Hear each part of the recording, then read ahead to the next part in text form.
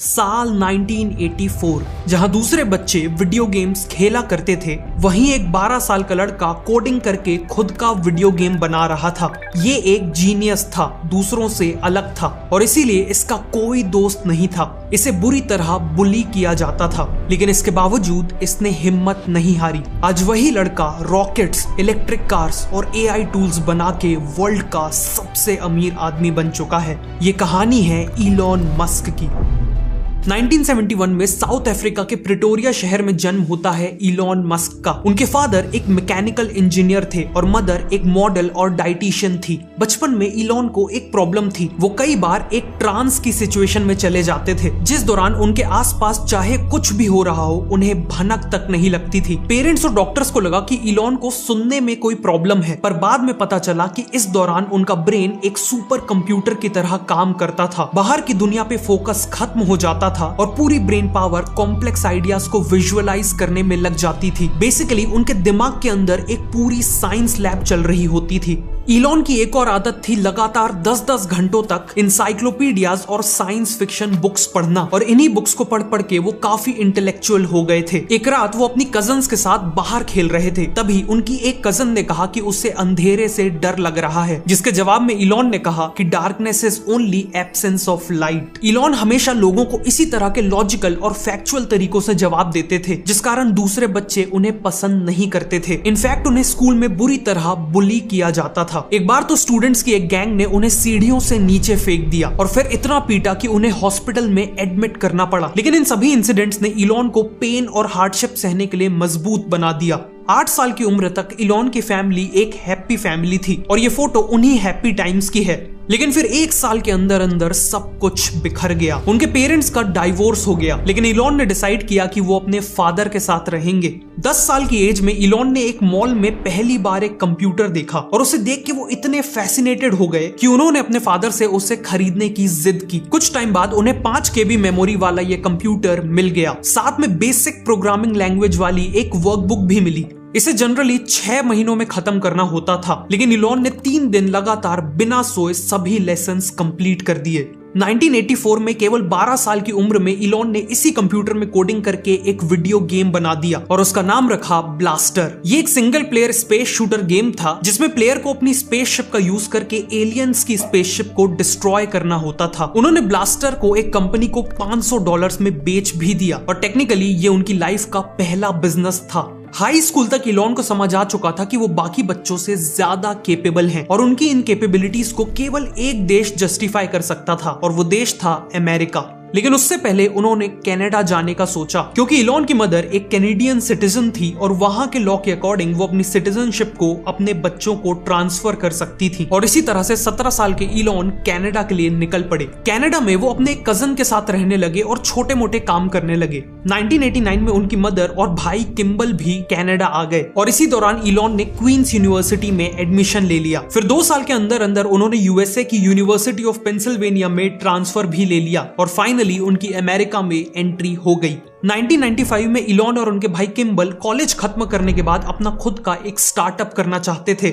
उस समय internet common लोगों तक तेजी से पहुंचना चालू हो चुका था, लेकिन इसके बाद भी लोकल बिजनेसेस या स्टोर्स को ढूंढने के लिए लोगों को शहर की पेपर डायरेक्टरीज यूज करनी पड़ती थी, जिसमें बेसिकली शहर के सभी बिजनेसेस की डिटेल्स होती थी। साथ में स्टोर की लोकेशन तक पहुंचने के लिए भी फिजिकल मैप्स यूज करने पड़ते थे या लोगों से डायरेक्शन पूछना पड़ता था। इसे देखते हुए इलॉन को आइडिया आया कि क्यों ना बिजनेसेस के लिए एक ऑनलाइन लिस्टिंग बनाई जाए, एक ऐसी वेबसाइट जहां शहर के सभी बिजनेसेस लिस्टेड होंगे और रेस्टोरेंट्स, होटल्स और डॉक्टर्स जैसी कैटेगरीज में डिवाइडेड होंगे, ताकि लोग इन्हें इजीली सर्च कर सकें। साथ में डायरेक्शंस के लिए एक ऑनलाइन मैप भी होगा। इलॉन और किम्बल ने एक छोटा सा अपार्टमेंट लेके इस आइडिया पे काम करना शुरू किया। उन्होंने अपने स्टार्टअप का नाम रखा Zip2।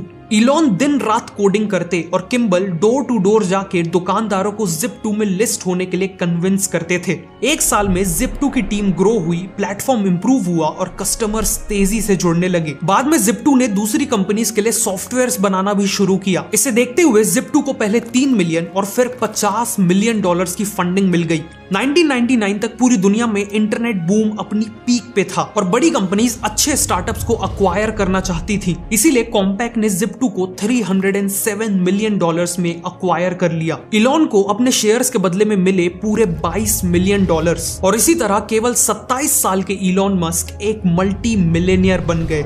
इलॉन चाहते तो इन पैसों के साथ रिटायर हो सकते थे, लेकिन Zip2 की सक्सेस तो उनके आने वाले फ्यूचर का 1% भी नहीं थी। वैसे अगर आप भी एक बिजनेस करते हैं या करना चाहते हैं तो ये ध्यान रखिएगा कि केवल एक अच्छा प्रोडक्ट बना लेने से बिजनेस सक्सेसफुल नहीं होता। प्रोडक्ट के साथ साथ आपको आपके बिजनेस के डे टू डे ऑपरेशंस जैसे इनवॉइसिंग, अकाउंटिंग, रिक्रूटमेंट और कस्टमर रिलेशनशिप्स को भी मैनेज करते आना चाहिए। वैसे कितना अच्छा होता अगर हम इन सभी चीजों को एक ही all in one management software के थ्रू मैनेज कर सकें। वेल, ये पॉसिबल है Odoo के साथ। Odoo 45 ऐसे एप्स ऑफर करता है जो किसी भी टाइप ऑफ बिजनेस और किसी भी साइज ऑफ बिजनेस के सभी बिजनेस नीड्स को कवर करता है। यहाँ आप इनवॉइसेस बना सकते हैं, बुक्स ऑफ अकाउंट्स मेंटेन कर सकते हैं, प्लस मार्केटिंग, वेबसाइट और सेल्स भी मैनेज कर सकते हैं। Odoo की खास बात यह है कि ये काफी इजी टू यूज है। इसे यूज करने के लिए किसी एक्सपर्ट की जरूरत नहीं है। ऑल्सो इनके एप्स एक दूसरे से इंटीग्रेटेड होते हैं। फॉर एग्जाम्पल, अगर आप Odoo के थ्रू एक इनवॉइस रेज करोगे तो उसकी एंट्री ऑटोमेटिकली आपके बुक्स ऑफ अकाउंट्स में हो जाएगी। सिमिलरली, जब आप एक सेल्स रिकॉर्ड करते हो तो आपके इन्वेंट्री रिकॉर्ड्स ऑटोमेटिकली अपडेट हो जाएंगे और CRM ऐप में कस्टमर की परचेज हिस्ट्री भी अपडेट हो जाएगी। द बेस्ट पार्ट इज कि आपको इन सभी एप्स के लिए अलग अलग पे नहीं करना। ये सारे एप्स एक ही सिंगल अफोर्डेबल सब्सक्रिप्शन में आ जाते हैं। इनका फर्स्ट ऐप तो लाइफ टाइम के लिए 100% फ्री है। तो अगर आप भी अपने बिजनेस ऑपरेशंस को डिजिटाइज करना चाहते हो तो डिस्क्रिप्शन और पिन कमेंट में दिए हुए लिंक से Odoo पे अभी साइन अप करो।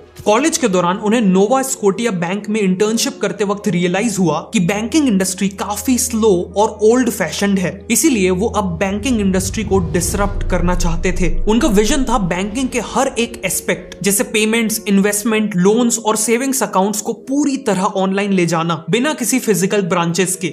इस विजन के साथ उन्होंने $12 मिलियन इन्वेस्ट किए और 1999 में स्टार्ट की X.com। लेकिन उस समय लोग ऑनलाइन शॉपिंग पे भी ट्रस्ट नहीं करते थे, ऑनलाइन बैंकिंग तो दूर की बात थी, जिस कारण इलॉन के लिए कस्टमर्स लाना बहुत डिफिकल्ट हो रहा था। इसीलिए इलॉन ने एक कमाल की स्कीम सोची। उन्होंने हर नए यूजर को ज्वाइन करने पर फ्री में $20 देना चालू कर दिए। इस $20 को वो कस्टमर इमीडिएटली खर्च कर सकता था। साथ में इस ऐप को दूसरे लोगों को रेफर करने पर भी $10 का रेफरल बोनस मिलता था। ये स्ट्रैटेजी इतनी सक्सेसफुल हुई कि अगले 2 ही महीनों में X.com पे 2 लाख यूजर्स आ गए। बट प्रॉब्लम ये थी कि इलॉन ऐसा करने वाले एक लौते नहीं थे। इसी दौरान पीटर थील नाम के एक यंग एंटरप्रेन्योर ने भी पेपैल नाम से एक डिजिटल बैंक स्टार्ट किया था। दोनों ही कंपनीज एक दूसरे को हराने के लिए मार्केटिंग पे करोड़ों रुपए खर्च कर रही थी। लेकिन ईयर 2000 की शुरुआत में उन्हें रियलाइज हो गया कि अगर वो इसी तरह लड़ती रही तो दोनों ही कंपनीज बर्बाद हो जाएंगी। इसीलिए मार्च में दोनों कंपनीज मर्ज हो गई। इस नई कंपनी के लार्जेस्ट शेयर होल्डर और CEO इलॉन थे और कंपनी का नाम भी X.com था। लेकिन इस मर्जर के बाद ये बात क्लियर हो गई कि इलॉन और पेपैल के फाउंडर्स के बीच में बहुत डिसएग्रीमेंट्स थे। जहां इलॉन कंपनी का नाम X.com चाहते थे, वहीं एम्प्लॉइज और कस्टमर्स पेपैल प्रेफर कर रहे थे। साथ में इलॉन का मैनेजमेंट स्टाइल काफी रूथलेस था। वो अपने एम्प्लॉइज को माइक्रो मैनेज करते थे और गलतियां निकलने पर उन्हें पब्लिकली क्रिटिसाइज करते थे। जिस काम के लिए कई दिन या हफ्ते लगने होते थे, इलॉन उसी काम को कुछ ही घंटों में एक्सपेक्ट करते थे।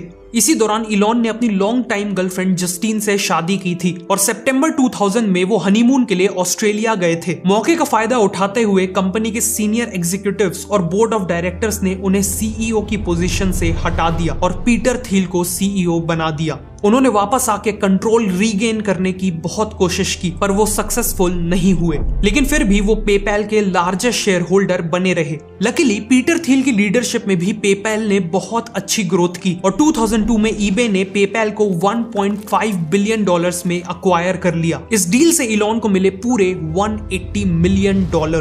पेपैल की सक्सेस के बाद इलॉन सिलिकॉन वैली के सबसे सक्सेसफुल एंटरप्रेन्योर्स में से एक बन चुके थे कि तभी इलॉन की कहानी में एक बहुत बड़ी ट्रेजेडी हो गई। एक बीमारी के चलते उन्होंने अपने 2.5 महीने के बेटे को हमेशा के लिए खो दिया। इस इंसिडेंट ने इलॉन को डीपली इंपैक्ट किया। वो 3 हफ्तों तक अपने घर नहीं गए क्योंकि उनके अंदर घर में एम्प्टी क्रेडल देखने की हिम्मत नहीं थी। बचपन में इलॉन बुलिंग से डील करने के लिए खुद को बुक्स और प्रोग्रामिंग में डुबा दिया करते थे। सिमिलरली अपने बेटे के लॉस से डील करने के लिए उन्होंने अपने आप को काम में डुबा दिया। 2001 में 30 साल के इलॉन फिर से एक ऐसी इंडस्ट्री ढूंढने लगे जिसे डिसरप्ट किया जा सके। बचपन में उन्हें स्पेस में काफी इंटरेस्ट था और वो मिनी रॉकेट्स बना के लॉन्च भी किया करते थे, इसीलिए उन्होंने स्पेस सेक्टर को एक्सप्लोर करना चालू किया। एक दिन उनके दिमाग में क्वेश्चन आया कि आखिर ह्यूमंस ने अभी तक मार्स को एक्सप्लोर क्यों नहीं किया। उन्होंने नासा की वेबसाइट चेक की और पाया कि मार्स को एक्सप्लोर करने का नासा के पास कोई प्लान ही नहीं था, और इसी मूवमेंट में उन्होंने डिसाइड किया कि उनका अगला मिशन होगा मार्स को एक्सप्लोर करना।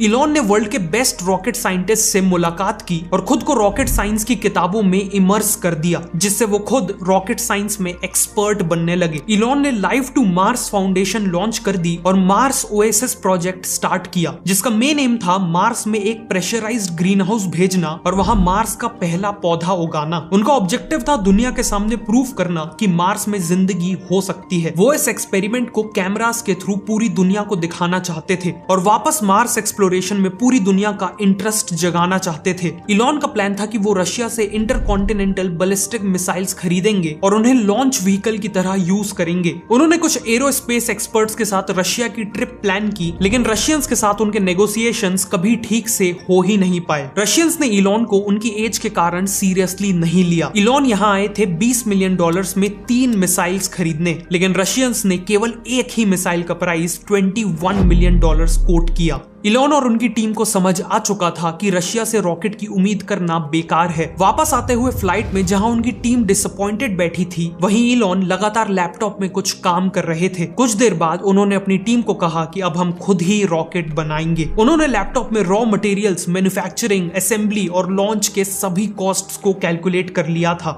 उन्हें रियलाइज हुआ कि रॉकेट बनाने के लिए जो रॉ मटेरियल्स लगते हैं उनकी कॉस्ट फाइनल रॉकेट के कॉस्ट की केवल 2 से 3% होती है। बाकी सारा खर्चा बेटर डिजाइन और मैन्युफैक्चरिंग प्रोसेस से कम किया जा सकता है। इलॉन को समझ आया कि स्पेस इंडस्ट्री की असली प्रॉब्लम ये नहीं थी कि कोई मार्स एक्सप्लोर नहीं कर रहा, बल्कि प्रॉब्लम ये थी कि इंसानों के पास ऐसा करने के लिए अफोर्डेबल रॉकेट्स ही नहीं थे। इसीलिए अब वो स्पेस इंडस्ट्री को बदल कर रख देने वाले थे और इसी तरह स्टार्ट हुई स्पेस एक्स। जून 2002 में इलॉन ने एक 75,000 स्क्वायर फीट का वेयरहाउस खरीदा और उसे एक मॉडर्न रॉकेट फैक्ट्री में कन्वर्ट कर दिया और बोइंग और नासा जैसी ऑर्गेनाइजेशन से वर्ल्ड के बेस्ट रॉकेट साइंटिस्ट्स और इंजीनियर्स को हायर किया। इन सब का केवल एक मिशन था, स्पेस इंडस्ट्री में सबसे सस्ता और सबसे तेजी से रॉकेट्स बनाने वाली कंपनी बनना। इसे अचीव करने के लिए इलॉन ने कई इनोवेटिव स्ट्रेटजीज यूज की। जहां बाकी एरोस्पेस कंपनीज रॉकेट्स को डिजाइन करने वाली टीम और रॉकेट्स को बिल्ड करने वाली टीम्स को अलग अलग रखती थी, वहीं स्पेसएक्स ने दोनों को एक साथ बिठा दिया। इससे टाइम बचा और गलतियां कम हुई। फिर स्पेसएक्स ने वर्टिकल इंटीग्रेशन अडॉप्ट किया, मतलब जो पार्ट्स पहले थर्ड पार्टी सप्लायर्स से आते थे जैसे इंजन, फ्यूल टैंक और बैटरी पैक, अब स्पेसएक्स उन्हें खुद ही बनाने लगा क्योंकि सप्लायर्स स्लो और एक्सपेंसिव थे। फाइनली इलॉन ने देखा कि बाकी कंपनीज रॉकेट के हर एक पार्ट में 2 से 3 गुना एक्स्ट्रा पैसा खर्च कर रही हैं, जबकि सेम काम सस्ते पार्ट से भी हो सकता था। इसी के साथ इलॉन ने डिक्लेयर किया कि स्पेसएक्स के पहले रॉकेट का नाम होगा फैल्कन 1। उस समय दूसरी कंपनीज 600 kg के पेलोड को लोअर अर्थ ऑर्बिट में भेजने के लिए करीब $70 मिलियन चार्ज करती थी। वहीं इलॉन का प्रॉमिस था कि वो सेम पेलोड को केवल $7 मिलियन में भेज देंगे। स्पेसएक्स का टारगेट था कि वो फैल्कन 1 को केवल एक ही साल में लॉन्च कर देंगे, लेकिन पूरी कोशिश के बाद भी इसे तैयार करने में पूरे 4 साल लग गए। फाइनली 2006 में वो दिन आया। 70 फुट ऊंचा सिल्वर कलर का फैल्कन 1 लॉन्च के लिए तैयार था। काउंटडाउन खत्म हुआ और रॉकेट जमीन से उठने लगा और पूरी टीम खुशी से झूम उठी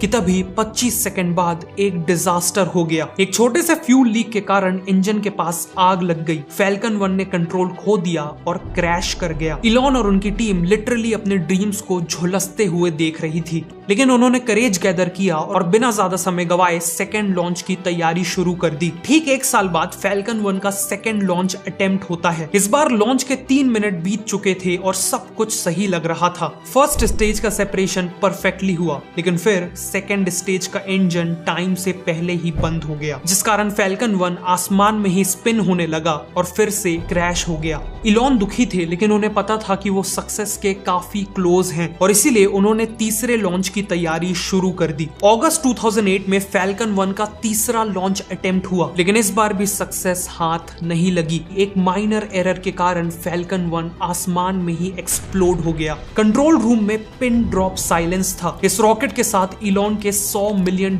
भी जल चुके थे। स्पेसएक्स के पास अब केवल एक और लॉन्च के पैसे बचे थे। अगर नेक्स्ट अटेम्प्ट सक्सेस नहीं होगा तो स्पेसएक्स हमेशा के लिए खत्म हो जाएगा। एक तरफ स्पेसएक्स कंपनी स्ट्रगल कर रही थी तो वहीं इलॉन की एक और कंपनी थी जो बर्बादी की कगार पे थी, और वो थी टेस्ला। जब इलॉन स्पेस इंडस्ट्री में एंट्री ले रहे थे तो उसी वक्त वो ऑटोमोबाइल इंडस्ट्री को भी एनालाइज कर रहे थे। इलॉन को पता था कि अभी की कार्स फॉसिल फ्यूल्स पे डिपेंडेंट हैं और फॉसिल फ्यूल्स लगातार खत्म हो रहे हैं, प्लस इनसे पॉल्यूशन तो होता ही है। इसीलिए उनका प्रेडिक्शन था कि फ्यूचर में हर कंट्री की गवर्नमेंट्स क्लीन एनर्जी से चलने वाली कार्स में शिफ्ट करना चाहेंगी, मतलब इलेक्ट्रिक कार्स ही फ्यूचर है। उस समय तक कुछ कंपनीज ने इलेक्ट्रिक कार्स लॉन्च की थी, जैसे जनरल मोटर्स की EV1, लेकिन स्लो, एक्सपेंसिव और कम रेंज होने के कारण ये सभी फेल हो गई थी, जिसके बाद ऑटोमोबाइल कंपनीज ने इलेक्ट्रिक कार्स से अपना ध्यान हटा लिया था। इलॉन को समझ आ गया था कि अगर इलेक्ट्रिक कार्स को सक्सेसफुल बनाना है तो उन्हें स्पीड, रेंज, प्राइस और एस्पिरेशनल वैल्यू में गैसोलीन कार्स से बेटर होना पड़ेगा। फॉर्चुनेटली उन्हें इसी विजन पे काम करने वाला एक स्टार्टअप मिल गया, और वो स्टार्टअप था टेस्ला मोटर्स। टेस्ला को मार्टिन और मार्क नाम के इंजीनियर्स ने स्टार्ट किया था, और इनका आइडिया था रोडस्टर नाम की एक high performance electric sports car बनाना। Traditional electric cars lead acid batteries use करती थी, लेकिन टेस्ला ने रिसर्च में पाया कि अगर रोडस्टर को जल्दी चार्ज करना है और रेंज को 300 किलोमीटर तक बढ़ाना है तो उसमें वही बैटरी यूज करनी होगी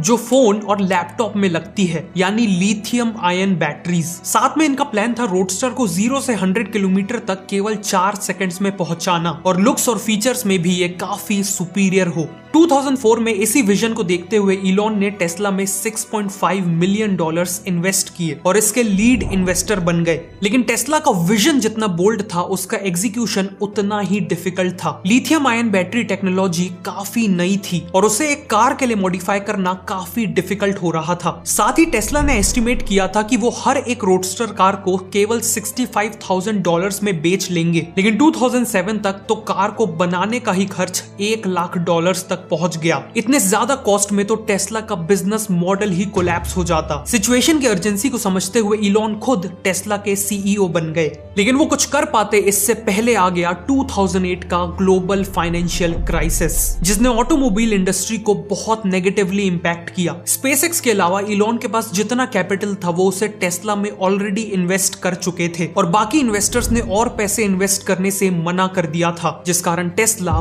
बैंकरप्सी की कगार पे थी। बेसिकली 2008 में एक तरफ इलॉन की स्पेसएक्स कंपनी 3 लगातार लॉन्च फेलियर्स के बाद बर्बादी की कगार पे थी, और दूसरी तरफ टेस्ला मोटर्स भी बैंकरप्ट होने वाली थी। ऐसे में कोई भी लॉजिकल एंटरप्रेन्योर फंड्स रेस करके दोनों में से किसी एक कंपनी को सेव करता, लेकिन इलॉन डिफरेंट थे। उन्होंने अपनी मैक्लेरन कार और बाकी पर्सनल एसेट्स बेच के टेस्ला में पैसे लगा दिए ताकि वो कुछ दिन और सरवाइव कर सके। साथ में उन्होंने पर्सनली इन्वॉल्व होकर फैल्कन 1 के चौथे लॉन्च को सक्सेसफुल बनाने के लिए काम किया। फाइनली दिसंबर 2008 में फैल्कन 1 का चौथा लॉन्च का दिन आ गया। एक बार फिर से फैल्कन 1 लॉन्च पैड पे तैयार खड़ा था। स्पेसएक्स और इवन इलॉन का फ्यूचर इस एक रॉकेट पे टिका हुआ था। काउंटडाउन खत्म हुआ और रॉकेट लिफ्ट होने लगा। फर्स्ट स्टेज सक्सेसफुल रही, सेकंड स्टेज सक्सेसफुल रही और थर्ड स्टेज भी सक्सेसफुल रही, लेकिन किसी ने सेलिब्रेट नहीं किया। फिर कुछ मिनटों बाद कंट्रोल रूम में सब चीयर करने लगे। स्क्रीन में कंफर्मेशन आ गई थी कि फैल्कन 1 ऑर्बिट में पहुंच चुका है। स्पेसएक्स ऐसा करने वाली दुनिया की पहली प्राइवेट कंपनी बन चुकी थी।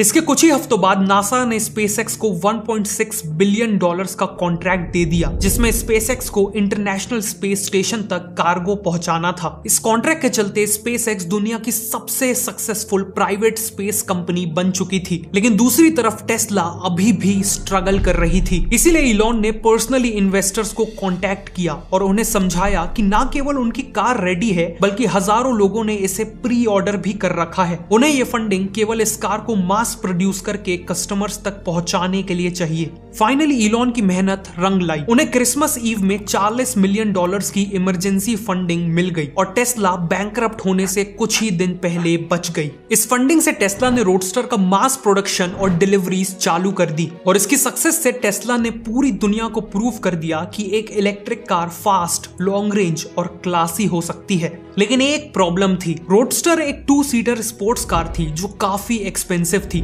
और केवल एक नीश कस्टमर सेगमेंट के लिए बनाई गई थी। इलॉन को पता था कि अगर उन्हें टेस्ला को लॉन्ग टर्म में एक सक्सेसफुल और बड़ी ऑटोमोबाइल कंपनी बनाना है तो उन्हें मास मार्केट के लिए कार्स बनानी होंगी और इसीलिए 2012 में टेस्ला ने लॉन्च की मॉडल एस, एक प्रीमियम इलेक्ट्रिक सेडान जो 0 से 97 किलोमीटर की स्पीड केवल 4.2 सेकंड्स में अचीव कर सकती थी। सिंगल चार्ज में इसकी रेंज करीब 500 किलोमीटर की थी और इसके लुक्स काफी कूल थे। लेकिन मॉडल एस की खास बात यह थी कि एक कार नहीं बल्कि एक कंप्यूटर थी जिसमें व्हील्स लगे हुए थे। इसमें 17 इंच की मैसिव टच स्क्रीन थी जिसमें यूजर्स वर्चुअली कार के हर एक फंक्शन जैसे लाइटिंग, क्लाइमेट, नेविगेशन, एंटरटेनमेंट को कंट्रोल कर सकते थे। प्लस इस कार में लैपटॉप या मोबाइल की तरह सॉफ्टवेयर अपडेट के थ्रू इंप्रूवमेंट्स और नए फीचर्स ऐड किए जा सकते थे। इवन कार के डोर हैंडल्स अपने आप बाहर आ जाते थे जब यूजर कार के पास आता था। इन सब के कारण मॉडल एस केवल एक अच्छी इलेक्ट्रिक कार नहीं बल्कि सभी एग्जिस्टिंग कार से बहुत बेहतर थी। लॉन्च होते ही मॉडल एस काफी सक्सेसफुल हो गई और मोटर ट्रेंड ने इसे कार ऑफ द ईयर का अवार्ड दिया। इसके बाद ना केवल टेस्ला ने अपना आईपीओ लॉन्च किया बल्कि 2013 में वो प्रॉफिटेबल भी हो गई। आगे चल के टेस्ला ने मॉडल एक्स, मॉडल 3 और मॉडल वाई लॉन्च की और 2017 तक टेस्ला दुनिया की सबसे वैल्यूएबल कार कंपनी बन गई। आज तो Tesla fully self driving cars बनाने के काफी क्लोज है। दूसरी तरफ स्पेसएक्स ने फैल्कन 9 लॉन्च किया जो फैल्कन 1 के कंपैरिजन में 50 गुना पेलोड को स्पेस में ले गया। फिर 2015 में इन्होंने रीयूजेबल रॉकेट्स लॉन्च किए जिससे हर लॉन्च के लिए नए रॉकेट्स बनाने की रिक्वायरमेंट खत्म हो गई और स्पेस ट्रेवल का कॉस्ट भी काफी कम हो गया। स्पेसएक्स के थ्रू इलॉन ने स्टारलिंक नाम से हजारों सैटेलाइट्स भी स्पेस में छोड़ी हैं जो दुनिया के कई हिस्सों को high speed internet services provide कर रही हैं। और आज के दिन ये अपना सबसे बड़ा रॉकेट स्टारशिप बना रहे हैं जो ह्यूमंस को मार्स तक ले जा सकेगा। इसके अलावा इलॉन ने ट्रांसपोर्टेशन को रिवॉल्यूशनाइज करने के लिए द बोरिंग कंपनी और हाइपर लूप का कॉन्सेप्ट इजाद किया है। 2015 में इन्होंने न्यूरालिंक लॉन्च किया जो ह्यूमंस के ब्रेन में कंप्यूटर चिप्स को इम्प्लांट करती है ताकि ब्रेन और कंप्यूटर डायरेक्टली कम्युनिकेट कर सके। इलॉन का लेटेस्ट मूव था 2023 में ट्विटर को अक्वायर करके सोशल मीडिया स्पेस में एंट्री लेना। साथ में वो XAI के थ्रू AI कंपनी भी स्टार्ट कर चुके हैं। इन सभी कंपनीज के चलते इलॉन दुनिया के रिचेस्ट पर्सन बन चुके हैं और उनकी नेटवर्थ करीब $400 बिलियन है जो second richest person Jeff Bezos से ऑलमोस्ट डबल है। लेकिन इलॉन जितने अमीर हैं उतने ही कंट्रोवर्शियल भी हैं। उनके एम्प्लॉइज ने टफ वर्किंग कंडीशंस और एक्सट्रीम वर्क प्रेशर की कंप्लेंट्स की हैं। इवन ट्विटर को अक्वायर करने के बाद भी उन्होंने एक ही झटके में हजारों एम्प्लॉइज को फायर कर दिया था। उनके कंट्रोवर्शियल ट्वीट्स कई बार स्टॉक प्राइसेस को नेगेटिवली इंपैक्ट करते हैं। फाइनली इलेक्शन कैंपेनिंग के लिए करीब $280 मिलियन डोनेट करने के बाद इलॉन प्रेसिडेंट ट्रम्प के काफी क्लोज बन चुके हैं जिससे उनके पास पैसे और पॉलिटिकल पावर्स का एक लीथल कॉम्बिनेशन है और कुछ लोगों को डर है कि वो इसका गलत इस्तेमाल भी कर सकते हैं। लेकिन इन सब के बाद भी इलॉन के मामले में एक बात 100% फिट बैठती है, यू लव हिम और hate him, you can't ignore him. क्योंकि ये इंसान फ्यूचर का वेट नहीं करता बल्कि खुद फ्यूचर बनाता है। ये कहानी थी इलॉन मस्क की। अगर आपको ये वीडियो अच्छी लगी तो मैं रिकमेंड करूंगा कि आप नेक्स्ट इस वीडियो को देखें।